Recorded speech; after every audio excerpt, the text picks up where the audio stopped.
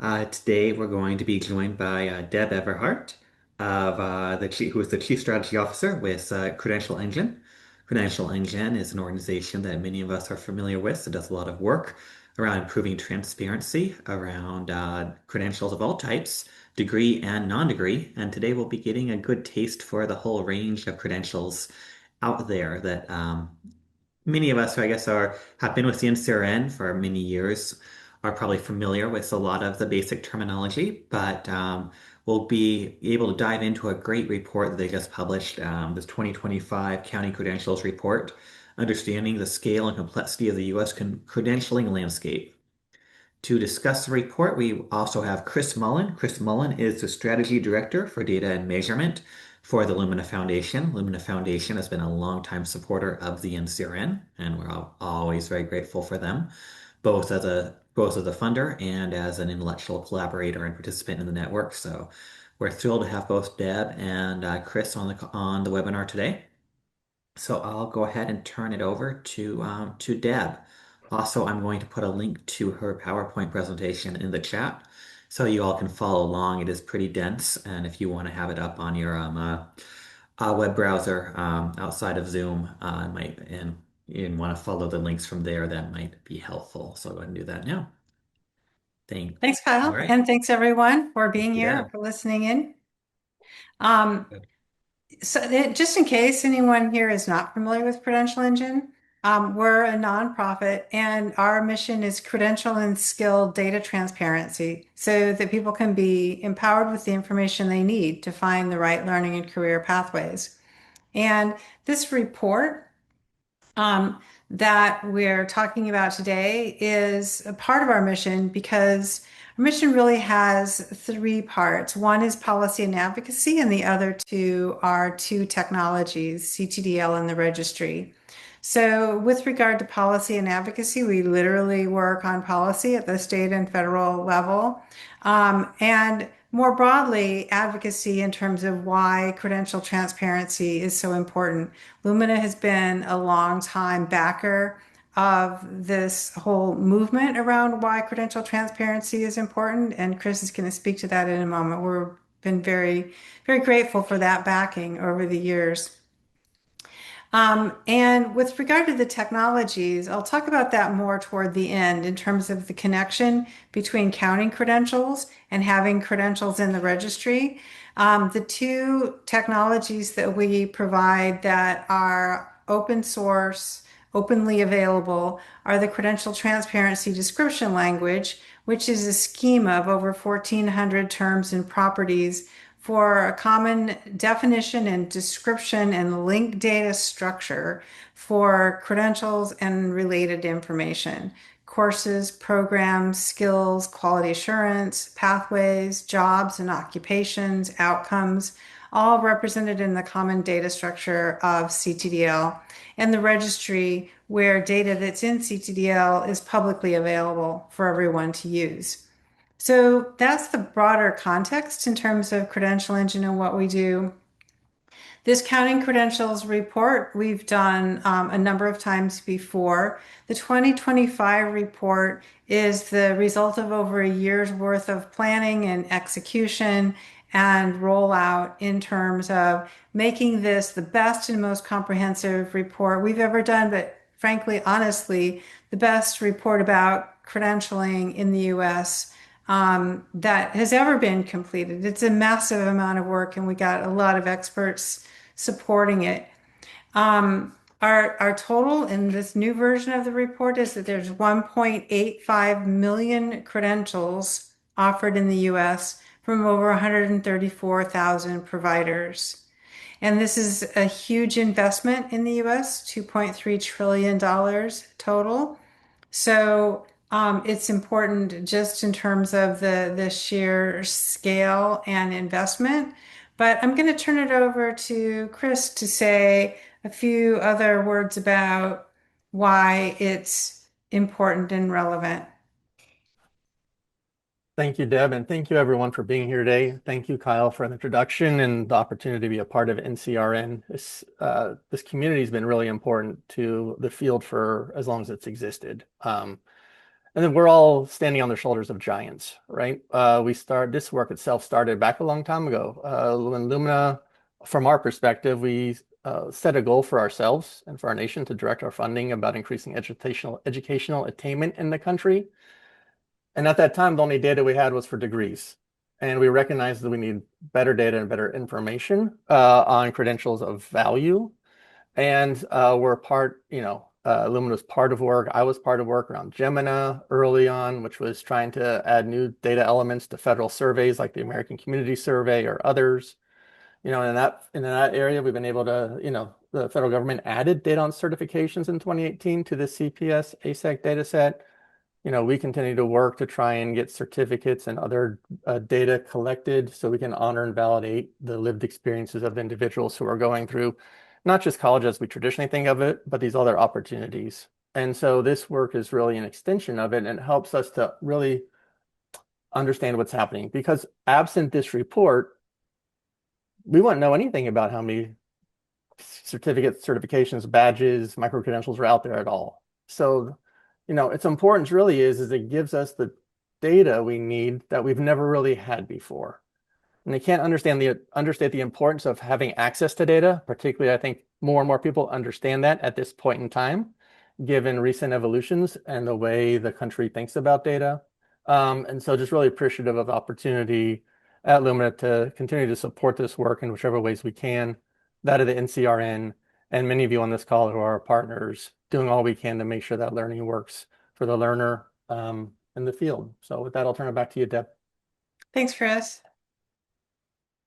And Kyle is going to put in the chat, if he hasn't already, a link to the report. The slides I'm going to go through are fairly dense. I'm not going to read through them or go through all the details on every slide. And we will provide a good chunk of time at the end of this webinar for questions. Um, the sorry, the report covers 7 different types of credentials that also are broken down into 14 subcategories. You have a link to the slides and the link to the report. So I'm not offended at all if you skim through the slides and are scrolling around in the report, especially since I know this audience is very much an expert audience. And I'm going to go through each of these different types of credentials and say a few words about the type of credential and how it was counted. But again, all of the detailed methodology and the specifics of each of these counts are in the report. So degrees, as Chris said, are the longest running type of credential in terms of us having the information about who offers them. I'll also note that part of the report is a breakdown of credential counts by state. And degrees are one of those types of credentials that are, mostly pretty reliable in terms of knowing where they're offered, which is not true of some credential types, and maybe not relevant for some credential types, like online credentials. We'll get into that more a little bit. Um, these credential counts are pretty much what you would expect in terms of degrees. The degrees from foreign institutions is one that maybe not everyone is as familiar with. The certificates are a really expansive type of credential. We had many in-depth discussions about how detailed to make the subcategories of certificates because this community of people who study non-degree credentials knows that there's enormous variety in different types of certificates. And we could have gone into a lot more detail, but we didn't want to make the report too difficult to understand. And so this is where we landed. Um, I'll also note that, on each of these slides, you see the change in count And the two types of credentials where our count changed significantly from the 2022 to the 2025 count were in certificates and badges. Now, um, one thing to be clear about is that we shouldn't be saying that, oh, look, the field of credentials is exploding because the 2022 count went from 1 million credentials to the 2025 count going to 1.85 million credentials. The vast majority of those changes in the count are from better methodology that we used that I'll describe particularly when we get to badges. Um, and that said, we all know that shorter credentials are definitely increasing in use. So, particularly certificates and badges, there is genuinely a lot of growth. But this change, 155,000 change, is in a lot of cases because of the improvements in methodology and not just in the growth of the certificates that are available. Um, Certifications as distinct from certificates, again, experts on this call. So you know that an important part of that distinction is that certifications are offered by industry providers and authoritative sources. They're based on tests. They typically expire as distinct from certificates, which are typically based on courses, may or may not include assessment, may or may not, and generally do not expire. So, certifications are an extremely important form of recognized learning in specific fields and industries. This count is didn't go down because the number of certifications went down. Again, it went down because of improvements in how we're deduplicating. I'll also note while we're here that certifications is one of the types of credentials that is most thoroughly represented at this time as actual data in CTDL in the registry. And we'll talk more about the connections between counting credentials and having credentials in the registry as I get a little further along. Occupational licenses um, is another type of credential where we have very good coverage in the registry. These are relatively stable. And again, really important for connecting learning to work in terms of the requirements to work in specific fields.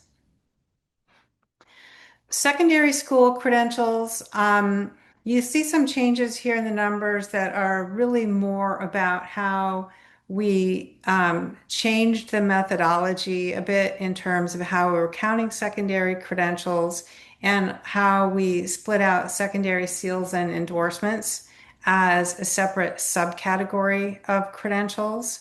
Um, Note also that alternative certificates or credentials in secondary are increasingly common through various kinds of career and technical education and the blurring of the lines, not only between secondary and post-secondary education, but I'm sorry, in terms of um, for example, high school and higher ed institutions, but also industry certifications and other occupational credentials like apprenticeship certificates that students are getting even while they're in high school. Micro credentials, um, we all know there is no standard definition of micro-credentials. My perspective is that the best definition so far is Beverly Oliver's UNESCO report in terms of not only defining micro-credentials, um, but one of the reasons I lean on that report is because it is written with a global perspective. And the number of micro credentials that we can count in the US is not very high. in part because we don't have a very good definition for micro-credentials, but also because micro-credentials are not always called micro-credentials, and so we don't have a good way of knowing what they are. Um, but in any case, this is an important arena with regard to the fact that short-term credentials in general are an increasingly important area. Badges are by far and away the arena in which we spent the most time and made the most improvements in our report methodology. We made some pretty massive investments in time, money, and expertise, and had an expert advisory panel, not only for the report itself, but specifically for how we were doing our badge analysis. Thank you, Chris, for being on that advisory panel. Um, and the for those of you who are familiar with the report, you know that the primary methodology for this is a badge count that we do in conjunction with One EdTech. And so there's a survey that we send out to all of the badge platform providers that we can identify, which I'll note is um, it's kind of a mismatch already because badging capabilities are built into many platforms that are not explicitly badge platforms, credential issuing platforms explicitly. And so trying to even capture what that market is a challenge. Getting good survey results is a challenge. And then knowing what to do with the information that we get back is a challenge. So those things have always been what we tackled year over year in terms of the badge count. Um, but this year, that giant change in the count you see there, 591,000 changes in, I'm sorry, 591,000 more badges in this year's count than in 2022 is because we just did a much more thorough job in terms of outreach, and we were much more successful in terms of getting survey results. And we got actual badge data, the badge classes, from a number of organizations such that we were able to explicitly analyze the content of over 500,000 badges.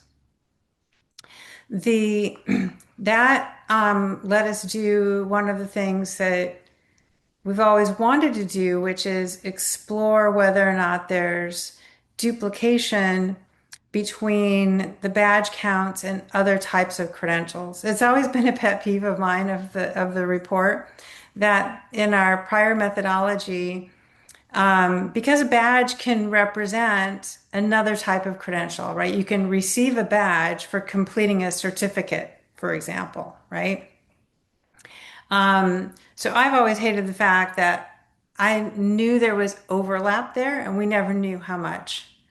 So we did the analysis. There were wildly different predictions in terms of what we were going to find in terms of the percentage of overlap.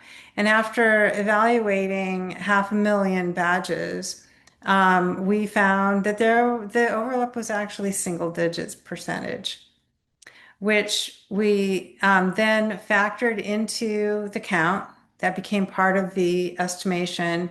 Not we there is described in detail in the report, but some of the ways that we did that deduplication to say like this credential that's a badge is the same as this certificate that's actually counted over here, right?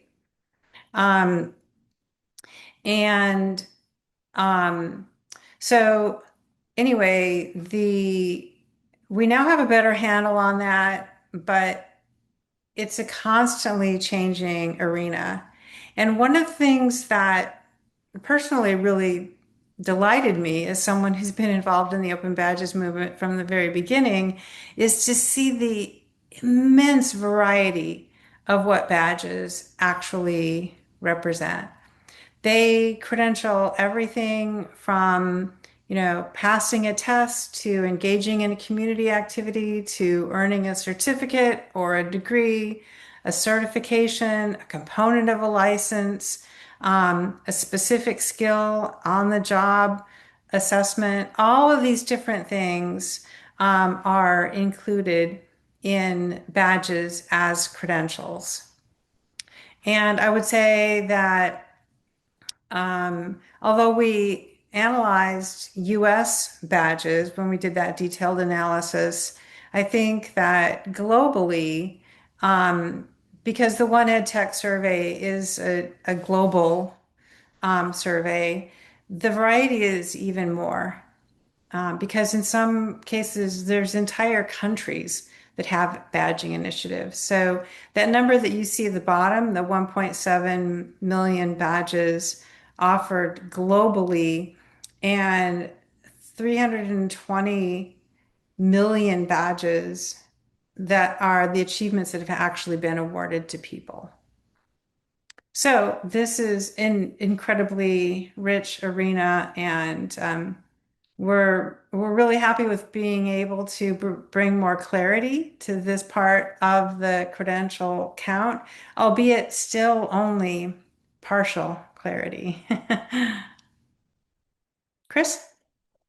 Well, thank you, Deb. And I thought I'd just take a moment again and say, like, this is the value of the report, right? Absent this report or the 2022 report, we wouldn't be able to answer these questions about how many of these exist. And the real strong effort of everybody on the Credential Engine team that went to do this work. I know CRC and some others were involved and really trying to clarify their methodology this year and get closer and closer to definitions. We still have some work to do around micro-credentials and some other areas, but this work around clarifying what it is that's being offered and getting more concise is really going to help us in the future better understand the number of credentials being offered. Again, this wasn't a count of credentials. These are just all the various programs. And so, yes, there might be a few of the same business classes, but every university that I know of has a business major. It's one of the most popular, even at community colleges or a nursing program, because every community needs nurses. So there is some of those counts in terms of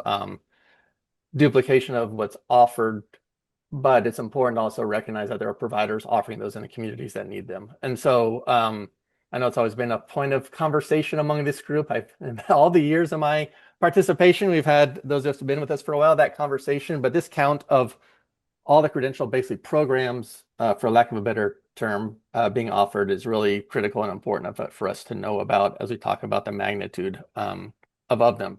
I'll even say there was a great story. I remember, 14 years ago or so in the Chronicle of Higher Ed, a reporter enrolled in an economics course at Georgetown, George Mason, and I think Northern Virginia Community College, and just compared and contrast the learning experiences across those three different institutions. And so I think this idea of counting credential programs being offered or credentials being offered really is the right way to think about it and to do it moving forward. Again, they also, to the credit of this group, they put the number of providers out too, so we can disentangle the number of credentials versus the number of entities providing the credentials. And so, again, for me, as somebody who is really working hard to best understand and then help Lumina tell the story about what's happening in terms of education and workforce learning and earning, the real value is we've got all the puzzle pieces on the table. Now let's see how they fit together. And with that, I'll turn it back to you, Deb. Thanks, Chris. This slide is based on some of that detailed analysis we had, and I got to tell you, we all had a lot of fun and learned a lot with AI in this report work, which was not something we were really able to do before. And so this visual is actually part of how we were doing AI analysis to try to understand different different spectrum of badges across different fields. So here we used 4-digit zip codes, which are actually attached to some of the credential data, and we extrapolated it for things that didn't have actual zip codes attached, like the badges, so that we could see some of this kind of spread. So um, you'll notice this isn't about credentials issued, right? This is about the types of credentials that are offered. And so you'll see, for example, that there are a lot more degree offerings in nursing than there are for people who are electricians. And for a computer programmer, there are a lot of badges and certifications because that's actually one of the most common uses of badges is that kind of coding or boot camp environment. So anyway, the point being here that there are a lot of different ways of digging into the data that we were not able to do before. And so these are some of the key takeaways from this analysis. The credential options are expansive, but we don't find this intimidating at all. And I think probably this group also embraces that vastness in terms of those credentials all being opportunities if we can collectively make sense of them, right? And because a lot of this is now driven by digitization, it means that more people can issue badges, more people can receive badges, and they can be used in ways that weren't possible with traditional credentials and diplomas. And ultimately, this leads to the outcome that I think we're all driving toward is for all learning to count, for people to actually be able to use and get credit for what they've learned and achieved, and that linked data is an important part of that for all these different stakeholders. So the other thing that we did for the first time this time around is to write this companion report because we were planning this companion report as kind of a landscape scan anyway, but it became something much more when we saw the numbers and we were responding to the circumstances where it's like 1.85 million credentials. How in the world can people wrap their head around that, right? What are the questions they're going to ask? And importantly, how can we wear our advocacy hats and guide people to valuable action based on the information that's in the report?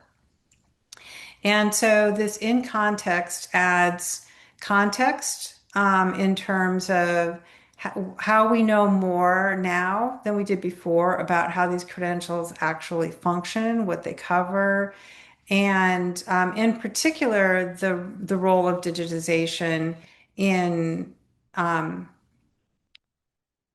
making good use of all these credentials and all the credential data that we're now starting to collect. So some of these points I've already touched on, but this is where we cross over into that connection between counting credentials and having actual credential metadata about all of these credentials.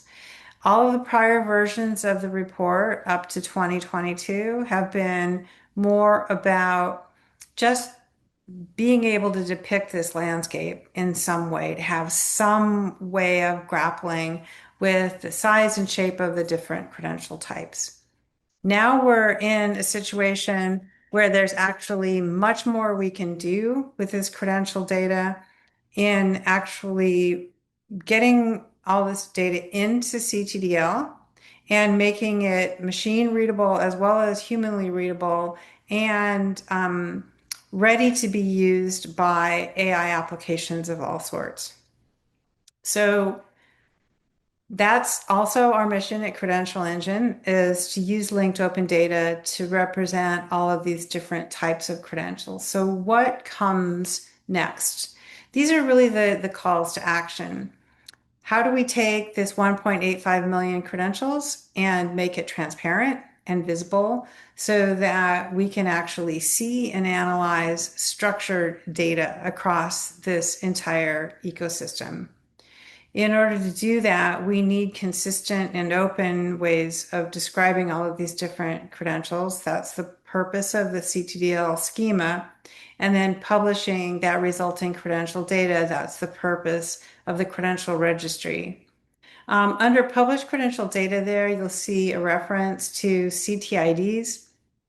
The CTID is a globally unique identifier for each piece of information that's in CTDL in the registry. So every single credential will have, when it's published to the registry, its own CTID that's a persistent identifier that can be referenced reliably from within the credential that's issued to an individual, as well as across data sets in different contexts. And the CTID is what enables the linked data structure to be able to reliably connect between those different items.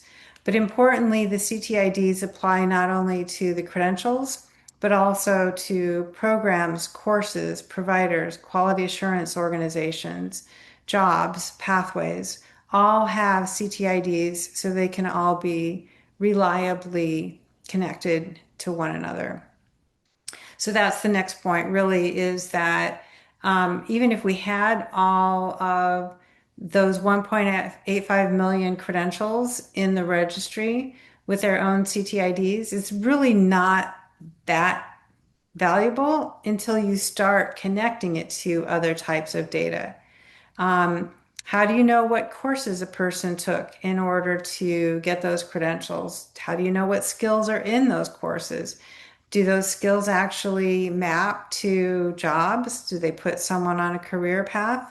And so, not just structured data, but linked structured data that's interoperable so that we don't have to have dozens of integrations across dozens of different types of systems, but we can actually have data sets that work for different purposes and not trapped in any particular proprietary system. Now, mind you, CTDL can certainly be used in proprietary systems and can be generated within proprietary systems. So that's part of the ecosystem also. We need vendors who are providing solutions that can also help make sense of all of that data that's in CTDL. So the bottom line being this complexity of 1.85 million credentials, this is actually an incredible advantage for all of us in terms of the opportunities of learning here in the US and not only specific credential opportunities, but how that translates into lifelong learning. Right. I'll pick up where Deb left off and just share some thoughts. Part of the being a discussion is to kind of not restate what you've heard, but also push out some new ideas. So that's my hope with this section, and we'll turn to question and answer, so I won't take too long. But I think what Deborah's saying at the very end is it important to consider out how this data is used, right? And so that makes me think about new questions. Next slide, Deborah. I get to do the next slide because she's driving the ship. So this screen is from a report by CBEN.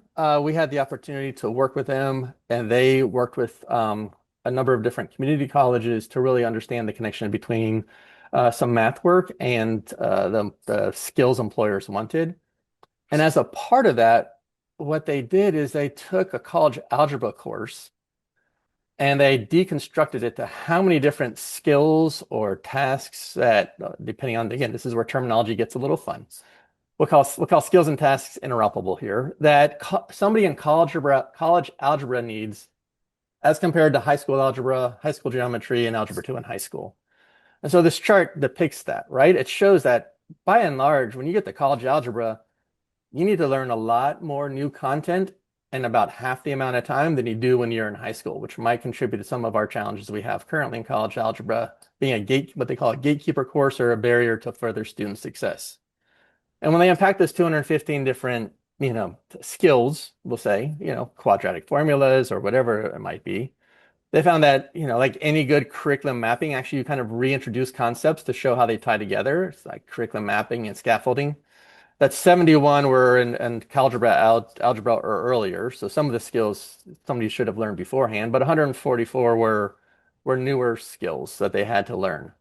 I said, okay, if this is true, and I believe it is, let's flesh this out a little bit for the sake of conversation. Bong, next slide.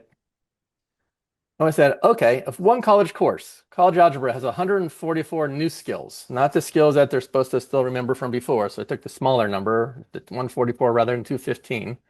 I said, if one course equals 3 credits, and there are 120 credits in a bachelor's degree, assuming it's on time, and that's true, then we know it varies greatly, but let's just say 120. Divide that by 3, we're talking about 40 different courses in a bachelor's degree program. So you take 40 college courses times 144 skills per course. If all course, I know not all courses are equal. There is no data out there. This is a back of the envelope for discussion purposes. So if you start throwing in the chat, I don't know. I have not seen this task done for any other college courses. If you have, please send it my way because this is fascinating to me.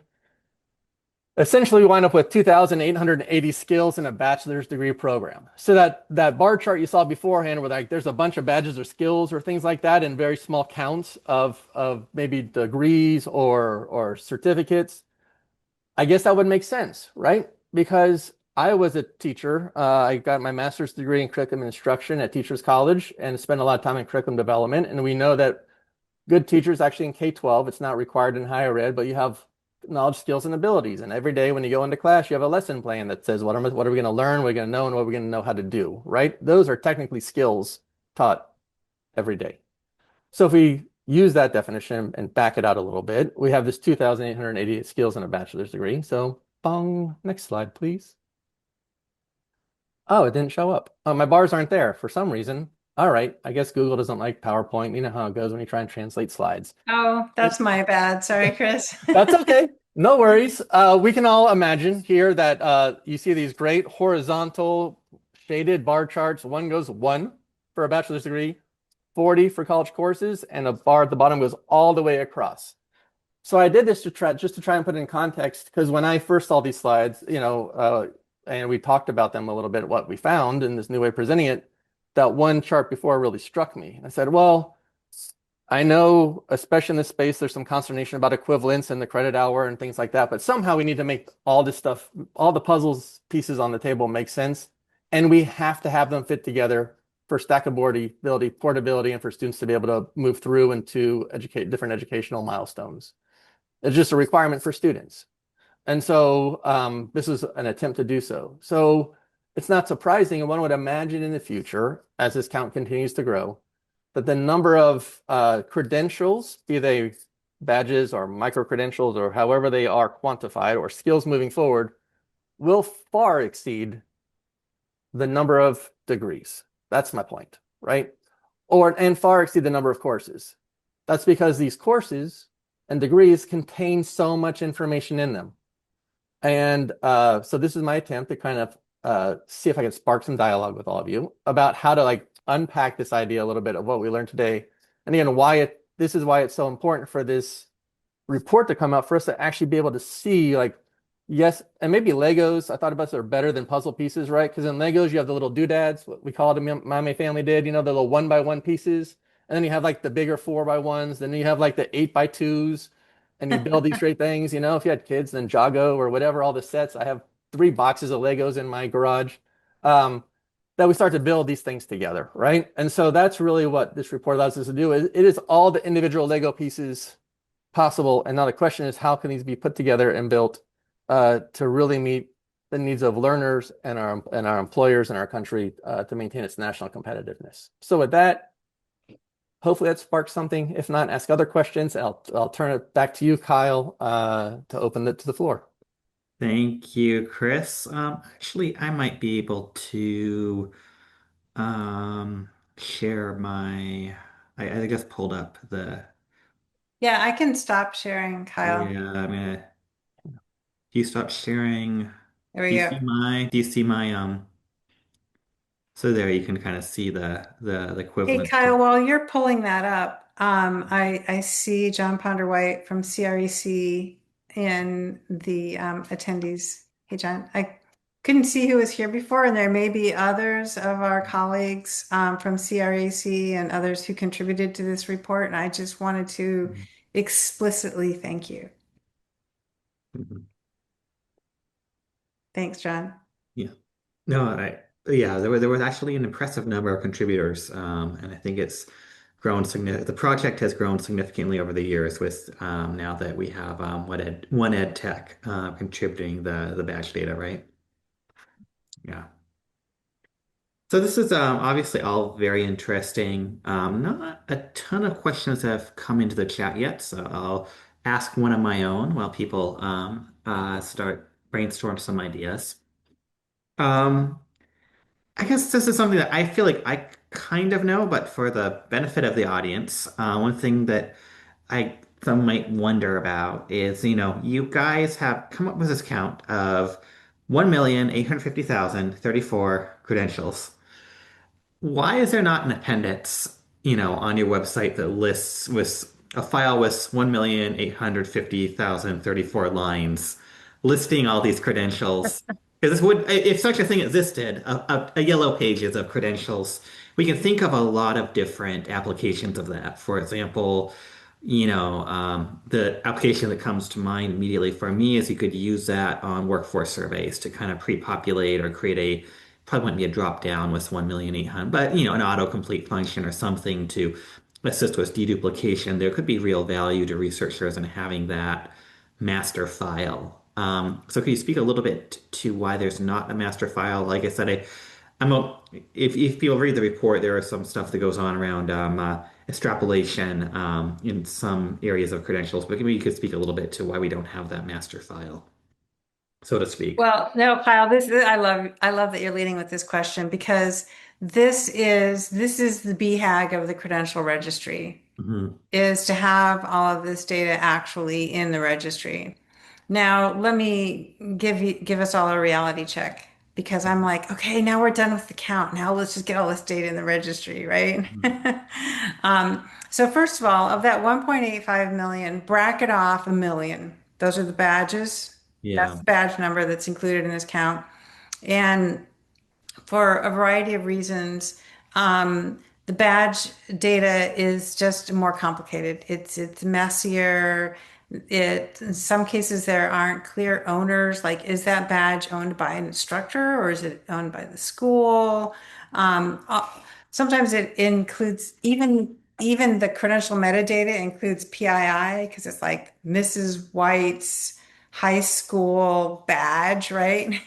Mhm. Anyway, so bracket off the badges and then look at the other credential types.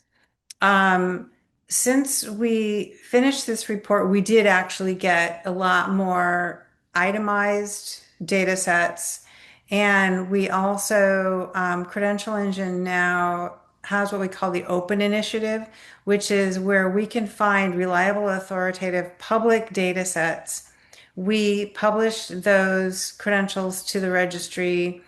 And it's not just credentials. For example, we're in the process of publishing 1.77 million WIOA outcomes data points. Um, and so we've been much more aggressive than we were before in terms of taking this data and getting it published. So Mhm. right now, for occupational credentials, we have very clear and I would say almost comprehensive sets of occupational credentials, certifications, licenses. We're working on apprenticeships. And so that's obviously very important data for a lot of reasons. Um, Certificates, there are some specific enumerated data sets there that we would prefer to get from the providers directly. For example, LinkedIn Learning, Udemy, Coursera. So we're working with those providers. If any of you are on the call or work closely with someone at those providers, those I think would be best published via API integrations because they change a lot. Frequently they change. And we want to make sure that versioning and having the data be high quality data that's up to date is obviously important. Um, Degrees is one of the next things we're tackling. Secondary credentials are going to be fairly straightforward once we start working on those. The problem we've encountered so far with those is that you would be surprised how many school districts and schools have the same name, even in the same state. Mhm. So some of that information has made secondary credentials harder to tackle. Micro credentials, like we talked about, it's hard to even know where to start with micro credentials because they can be kind of And that was scattered actually going all to be over the another question, place. actually, the whole micro credentials, because that is an area that I think is still very contested in our community. Yeah. Chris, of course, had a paper, and I think micro, macro, maintenance credentials, and it doesn't sound like the taxonomy used in this report quite. I mean, it's interesting that you mentioned the UNESCO report, and I guess, it's not, you can, if you have to go somewhere, it's not that's not a bad place to go. But at the same time, I don't think that we as a community have coalesced around where a certificate ends and a micro credential begins. Right. And it seemed Right. to me like a big part of the definition you were using was around the provider. Is that right? Well, for micro credentials, our shortcut was if it calls itself a micro credential, we count it as a micro credential. Yeah. I know that's a Yeah. non-answer, but hey, that's the Yeah. best we could do. I mean, it sounded like because it looked like you mentioned a digital promise report and a lot of data coming directly from platforms. So it kind of seemed like maybe it was but I guess platforms would naturally kind of cluster, or platforms might be more likely to call their credentials micro credentials, just as a naming convention. So I think that's an area where, I think it would be interesting to see further work done. I'm not personally convinced, and we could do a poll, I guess, of our community at some point, if people agree with that definition or not. But I appreciate, you have to, innovation starts with putting new ideas forward. So I do think it's worthy effort. Yeah, let me just Yeah. wrap up this response by saying, Yeah. yes, we are actively engaged in getting as much of that data as possible into Yeah. the registry, into CTDL, open, Yeah. publicly available for everyone. And there are probably people on this call who have access to data sets and Hmm. we should talk. All right. People should talk. Karen Elsie had another question. It's kind of related about coverage of certificate programs. Karen, if you're out there and want to come off mute, feel free.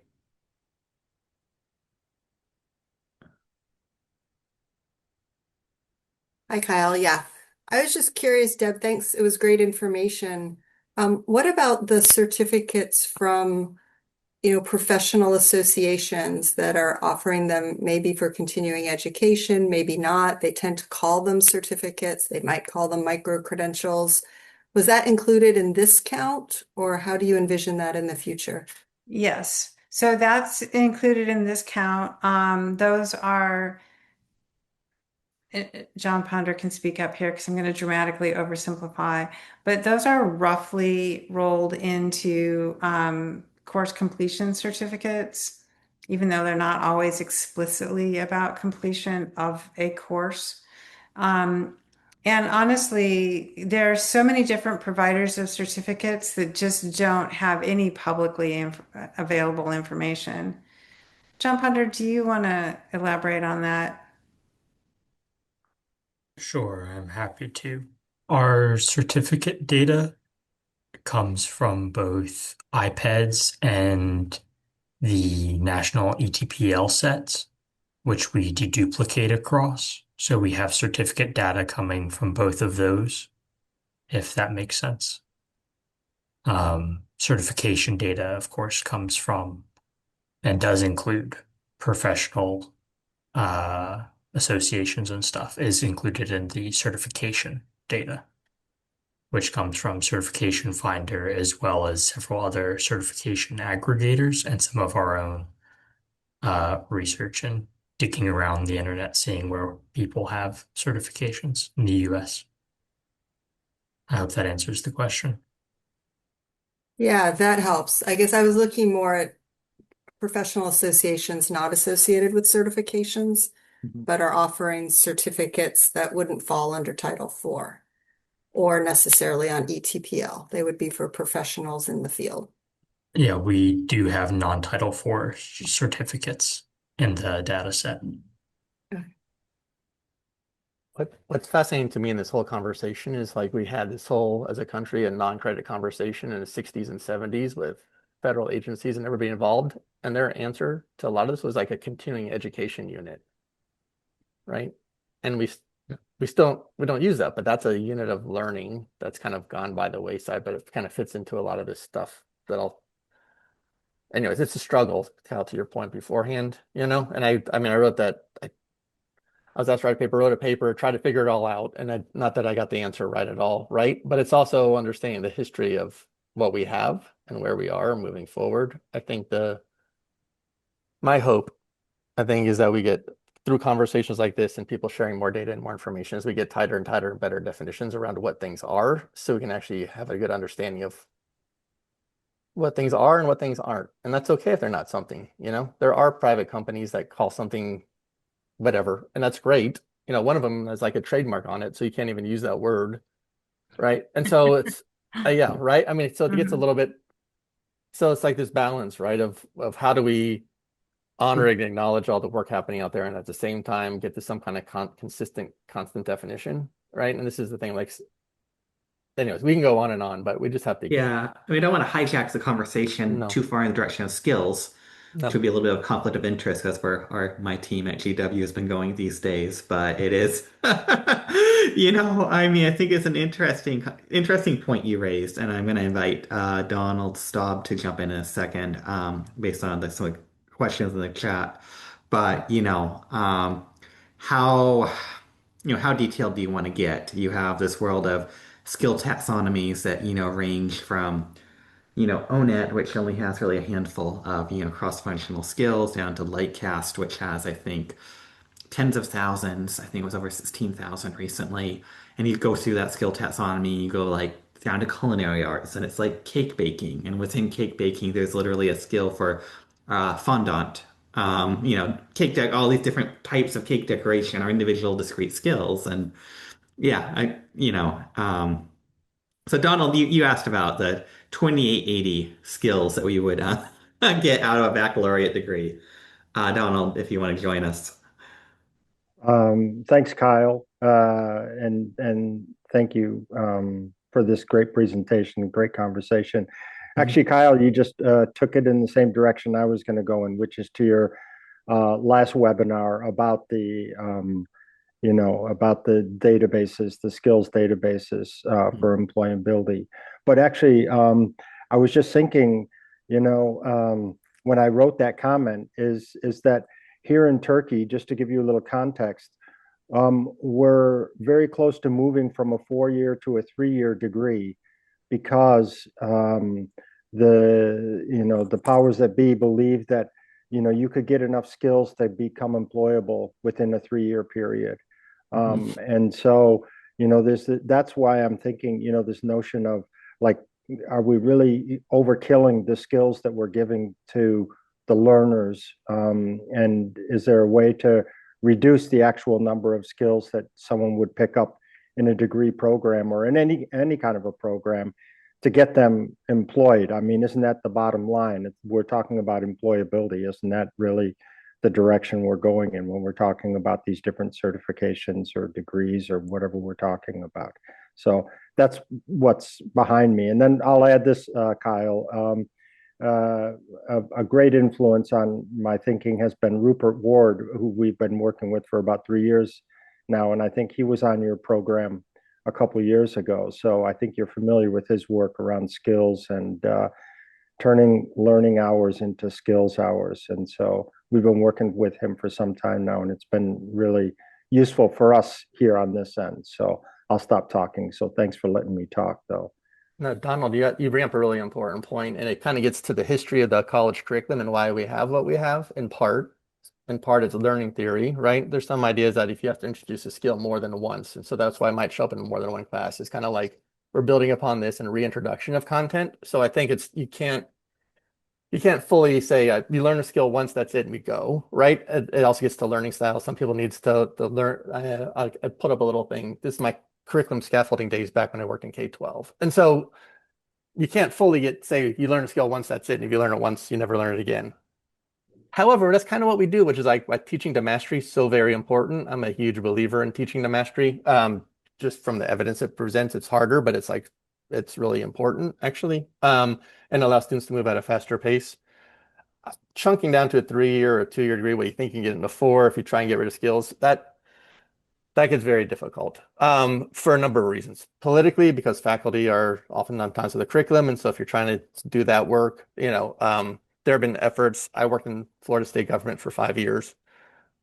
I was around when capped a bachelor's degree at 120 credit hours, and you won't believe, what happened. My understanding in the 90s when they capped it associate degree at 60 credit hours, what happened actually is they created these post associate degree certificates of like 16 credit hours. So now we have an associate degree, but you need to stay longer to get the extra 16 credit hours because that faculty wants you to be like a gerontology nurse and you need these extra classes to work in that special population and actually creates and results in more credentials than what you think you have and reduce it because because those extra courses are oftentimes specializations aside from Common Core, Gen Ed, which is like anywhere from 36 to 42, depending on the state, right? So like, yes, you open up a good question, and I think it's one that we need to struggle with. I mean, my back of the envelope 2880 number is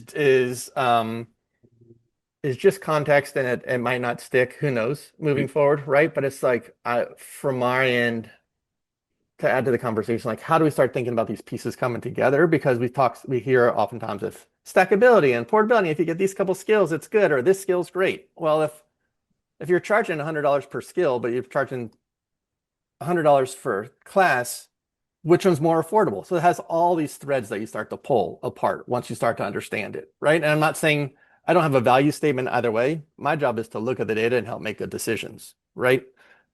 That's where I sit. And the more that we can understand just these basic elements, these vegetables that other people want to cook with and make wonderful salads, that's great. But we need to understand the individual pieces and parts first before we make decisions about what we're going to have for dinner. Thanks, Chris. Yeah. Chris, I think that's a segue. I'd really like to close on Thomas's question. What's next after data ingestion? What's the vision? So our vision that I think a lot of you would share is that everyone has available to them the data to be able to make good decisions, like Chris was saying, like what kind of salad do I want? Not just today, but tomorrow and next week when AI changes my job. What are the credentials that suit my needs? And so, particularly in an AI transformed world, we want everyone to be empowered to make those decisions based on clear, connected, transparent, linked data, not something that happened to show up in a search or was hallucinated.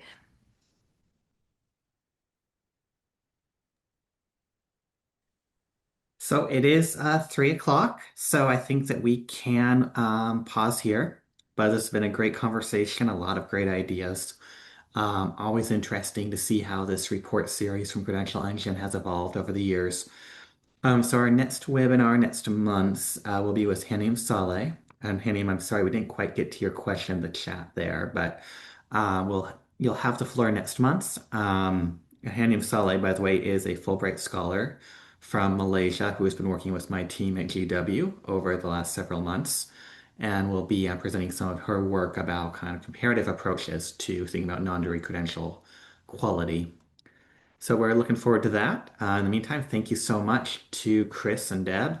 This was a great conversation. Thank you so much, and we look forward to seeing you all again in a future NCRN event. Thank you. Thanks, everyone. Thank you. Thank you.